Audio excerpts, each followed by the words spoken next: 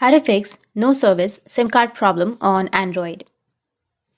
So if you want to fix no service SIM card problem on your Android, then what you need to do is first you just need to simply go with your control center and make sure to turn on your airplane mode. Or you can also go with your settings. Under settings, you can just go with the network and internet. And here you can just go with the airplane mode and you can turn that airplane mode on for a few seconds, and after that again turn it off. And after doing that, your problem might be fixed. But if that still doesn't fix your problem, then the next thing you need to do is go with your SIM card and mobile network.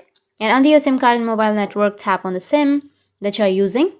And here you need to scroll down a bit, go with preferred network type. Under this, you can choose 2G for a few minutes. And after that, again, go with your network type and choose 4G.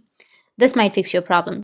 But if that still doesn't fix your problem, then you just need to simply go back and you need to go with your search on your settings. And under search, you need to search for reset network settings, or just simply go with reset all settings. And here you will have Wi-Fi, mobile and Bluetooth, right? So you need to tap on it and then you can reset your network settings. You can go with reset settings, which is on the bottom.